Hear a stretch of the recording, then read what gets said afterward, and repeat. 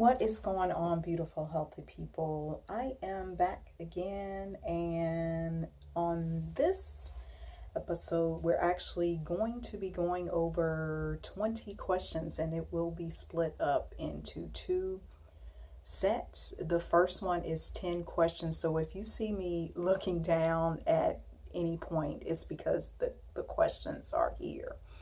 And some of you may know this information. I figured it was a good idea for you to know me better and know what this whole self-care boss thing is about. First question, what is your name?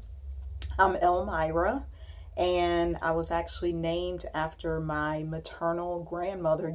People, they're always like, what is your name? Is it Elvira? Is it Elmira? Like, what is it? I don't understand. It's like an old name. Yes, it is an old name. I am just as unique as my name, and I'm Elmira, and I would say a lot of my family members have unique names as well, and that kind of leads to the next question. What is your family like? I actually have a huge family. I'm one of six siblings. I have three sisters and two brothers. And I grew up with my mom, and my mom and my dad split at an early age. And so I was probably about 5 when my dad was no longer in the house. And so I actually grew up for the most part with my mom's family for the majority of my life, but the first 5 years of my life was with my dad's family. So I have a huge family, lots of aunts, lots of uncles, grandparents, cousins. You go to the family reunion, you know how we do. So that's what the family is like. And I have a niece and 3 nephews, and I could go into more detail, but that's just the basics of the family. Number 3, what is your best or favorite body part to massage? For me, my favorite body part to massage is the arms.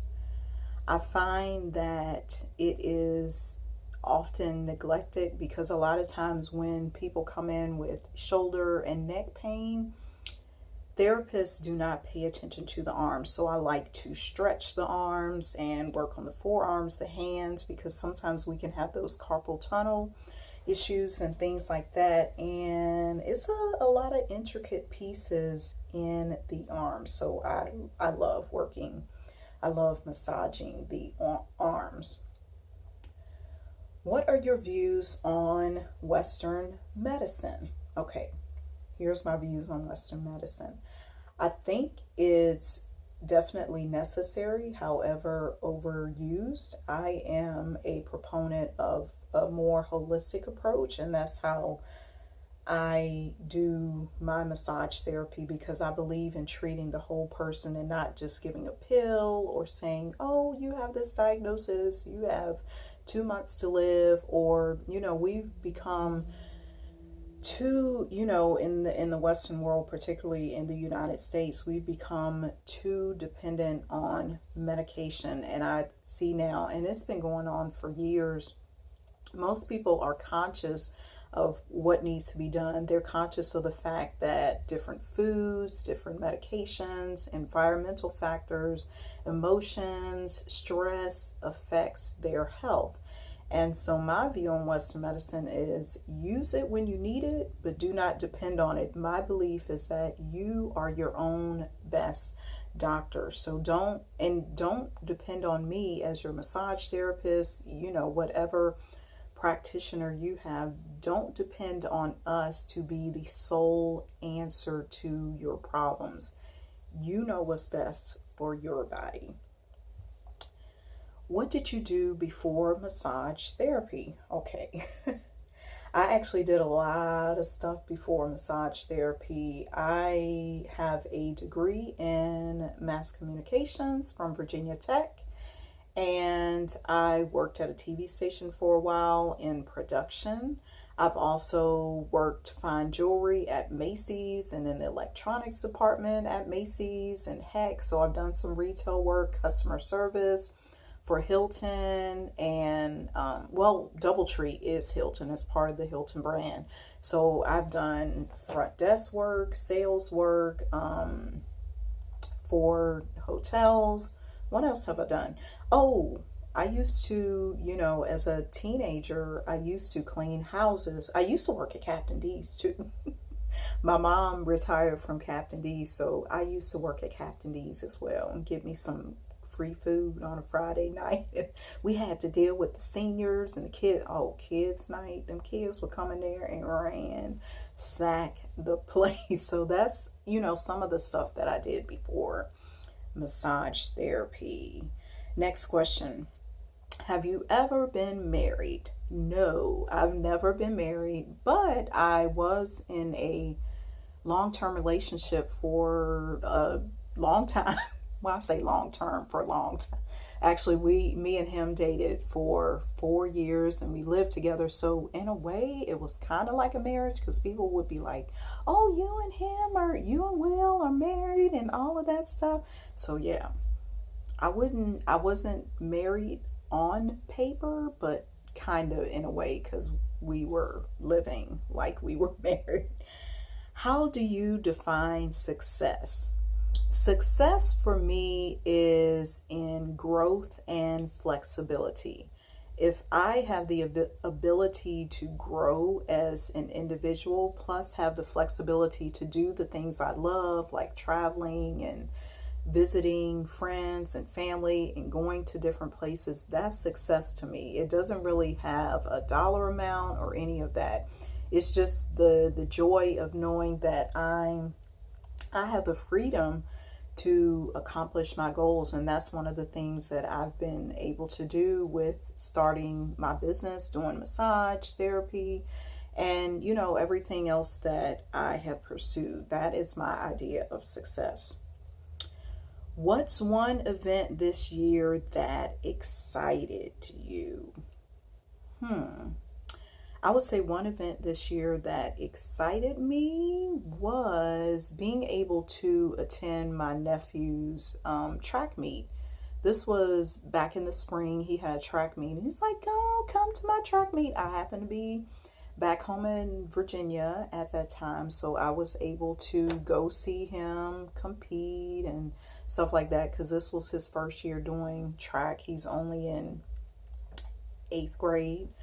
So he was super excited, and he's like, "Yeah, you can come and eat with us when we go," because they were on the bus, because of course, with track meets, they got to travel after school. And this was a pretty big one in Virginia.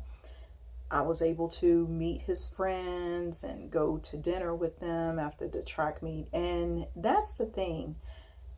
Moments like that mean a lot to a child, because I remember, growing up and not always having my parents or an adult there with me when I would do band events or, different extracurricular activities. So that is one of the events that excited me. So we took pictures and things like that, and it was a good moment. Last question. What is your biggest accomplishment this year? I would say that my biggest accomplishment this year was being able to speak at my dad's funeral. That was back in January, and he died suddenly. And I say that because I also don't believe that we die suddenly. Death is a spiritual thing. Death is a mental thing. So it's not something, of course, people are like, "Well, they didn't have a sickness, or they didn't have this long illness for 2 years, and we didn't know that they were gonna pass." But that's what happened last December. Got a call. He was found in his vehicle. And so I felt accomplished that I was able to speak on his behalf and give our family some encouragement and advice during that moment. And after the service, everybody came up to me in the church and was like, "Oh, Elmira, that was so wonderful. You did such a great job. I can't believe that you were able to do it." And I'll tell you the reason I was able to stand up there and speak clearly and say what needed to be said. Number one is I'm connected to God. Number two, I knew my dad well. I understood what needed to be said. And I operate out of no fear. Like, why not take the risk and why not do things that need to be done? A lot of us are too afraid because we're like, what are people going to say? Am I going to cry? Am I going to do this? And I grew up on stage, so I don't care. So that was my biggest accomplishment this year. I welcome you to check out part 2 of 20 questions so you can learn more about me as the self-care boss. Until next time, make it a relaxing day.